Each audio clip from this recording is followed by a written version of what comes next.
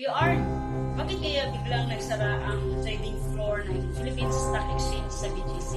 Lulugi na bang PSE? Ano kaya ang totoong dahilan? May alam ka ba na hindi namin alam? Stockbroker ka, di ba? Madaming tanong, pero iisa lang ang sagot. Excuse me po. Parang hindi naman si Gas Abegas, parang si Mike Enriquez Tatalakayin natin ngayon sa Money with Sense.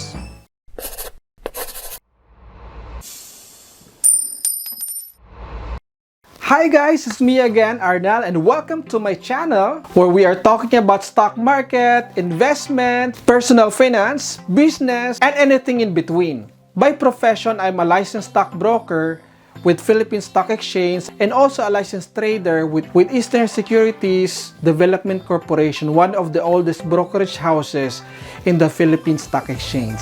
Sa mga hindi pa nakakaalam kung ano ang Philippine Stock Exchange, ito ay isang physical na palengke or building which is ang binebenta ay hindi mga isda or galunggong o mga bigas, kundi mga shares ng mga publicly listed na companies, which is makikita natin doon yung mga household names na brands like Ayala Corporation, Ayala Land, SM Prime Holdings, Jollibee, Mega World. So halos lahat nandun. So iba-iba din dahil palengke siya, may mga Class A na type, Class B. So pag mga Class A na type ng mga shares, medyo mahal siya. Pero maganda yung quality. So may mga Class B din tayo, medyo mura, and medyo may bagsak presyo tayo, which is may mga shares pa nga na below 1 peso pa. So, iba-ibang klase yung mga shares ng companies kasi iba-ibang klase din yung mga companies ang listed there. A part ng building ng PSE ay ang tinatawag nating trading floor.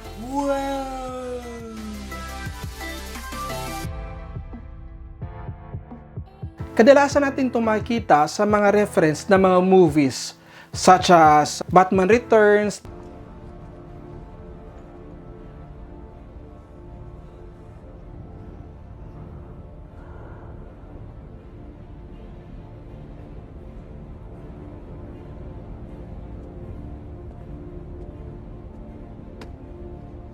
Stock exchange. There's no money you can steal. Really? And why are you people here? The Wolf of Wall Street with, sino ba yun? Leonardo DiCaprio. Exxon at 86 and a quarter 6 months ago. Today it is trading at 36 and a half. Mr. Pursuits of Happiness with Will Smith, which is very popular na mga movies.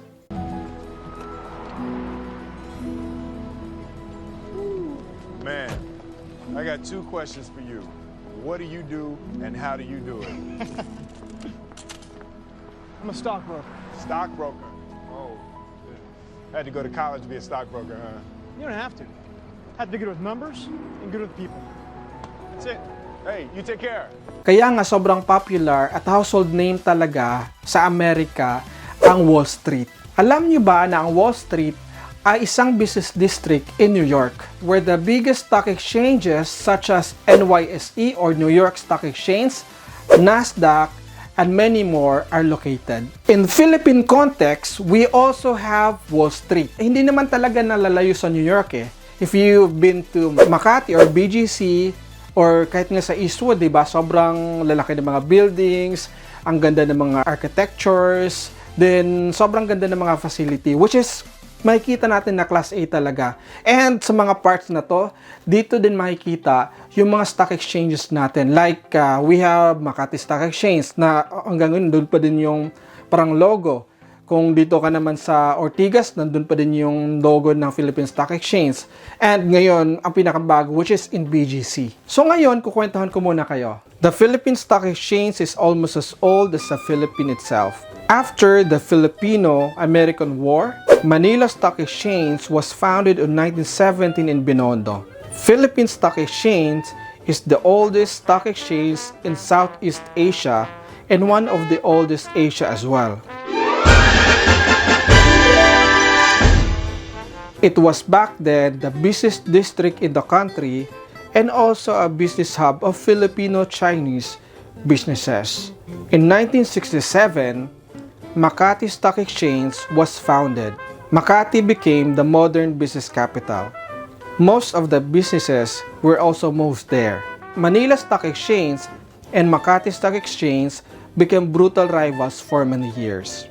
During that time, there are two trading floors. Manila and Makati Stock Exchange are two great rivals. Parang UP Fighting Maroons versus Ateneo Blue Eagles lang yan, tama?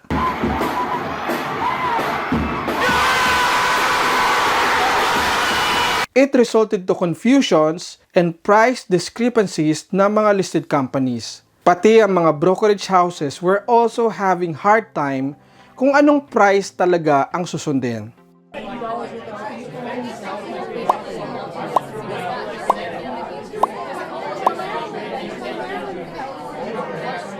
To solve the problem, President Fidel V. Ramos in 1997 merged the two financial giants.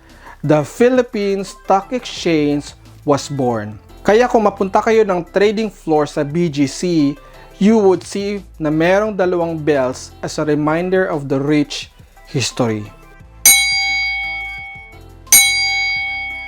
Ang PSE ay isa lamang sa mga major stock exchanges in the world. Merong NYSE at Nasdaq ng US, Toronto Stock Exchange in Canada, London Stock Exchange in United Kingdom, at Shanghai Stock Exchange ng China. Before the pandemic, I was assigned as a professional stock trader sa PSE BGC Tower. That was before the pandemic.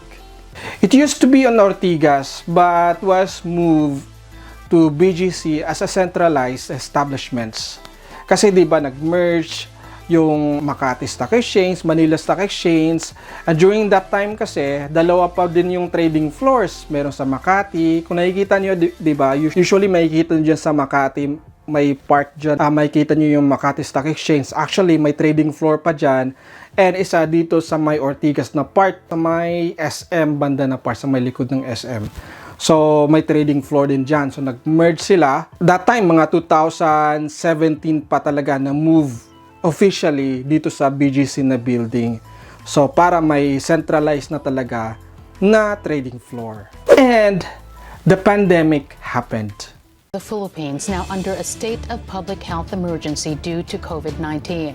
In Proclamation 92, Philippine President Rodrigo Duterte said the outbreak constitutes an emergency that threatens national security, which requires a whole lot of government response. The declaration will remain in effect until the president lifts it. Magagawin. Binalita na nga na wala nang lalabas.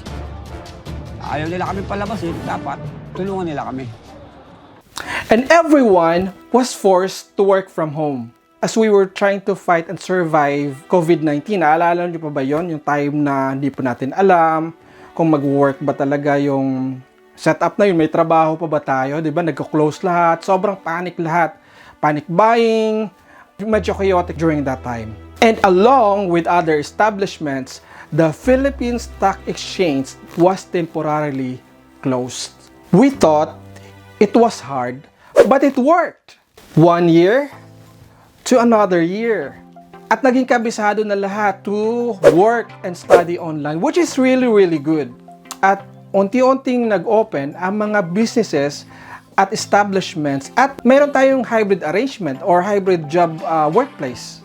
Its study reveals workers are now more comfortable with going back to on-site work, with 35% willing to go back to their workplaces, 48.7% preferring hybrid work arrangements, while 16% would want to work entirely in their homes.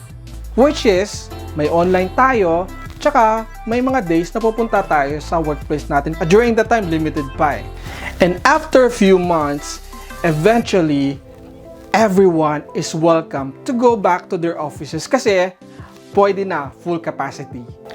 And one of the biggest news in the business and financial industry is the closure of the trading floor of the Philippine Stock Exchange. The end of an era.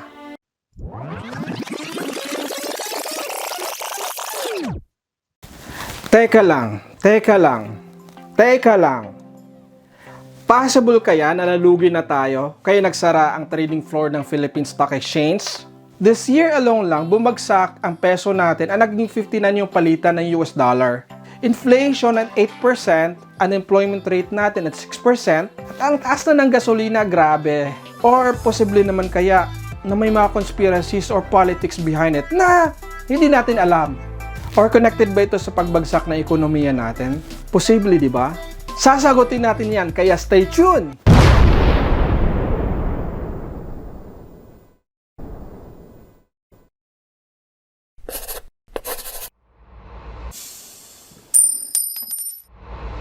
When President Duterte declared a full lockdown due to the pandemic, I already moved to work from home job from PSE to working from home job at hindi na ako nakabalik doon along with my colleagues. And for us, stockbrokers, traders, working from home, pwede naman pala at kumikita din kami at naging efficient pa kami that we can do almost everything online. At after 2 years na wala ng lockdown at mostly vaccinated na, Philippine Stock Exchange trading floor is now open again for business with full capacity. However, according to Ramon S. Monson, out of 250 brokerage houses or brokerage firms, only 27 renewed their rental contract. And many brokerage firms said working from home arrangement is really working fine at kumikita din naman sila. PSE's end, opening a trading floor with just a very few brokerage firms, hindi good for business. So they decided to permanently close the trading floor of the Philippine Stock Exchange.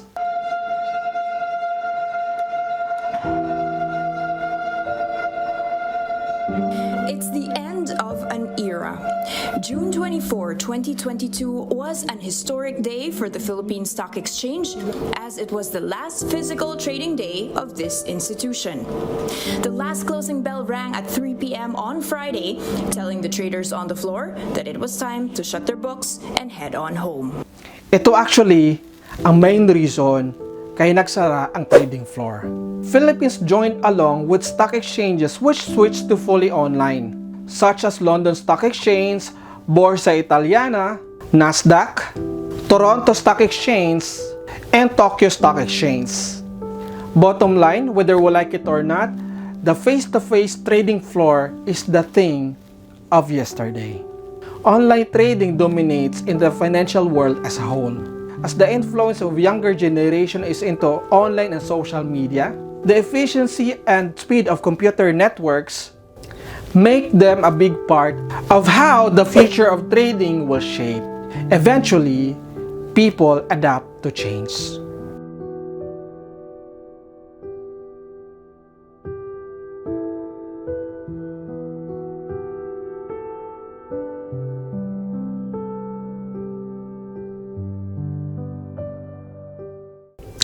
Na-bless ka ba sa topic natin ngayon? So subscribe now and click the bell button below to get updates on my weekly vlogs. If you have topics in mind that you want me to feature, comment below. If you have suggestions, insights, feedbacks, just drop a comment or send me a message and rest assured babasahin ko lahat. See you next week! Paalam!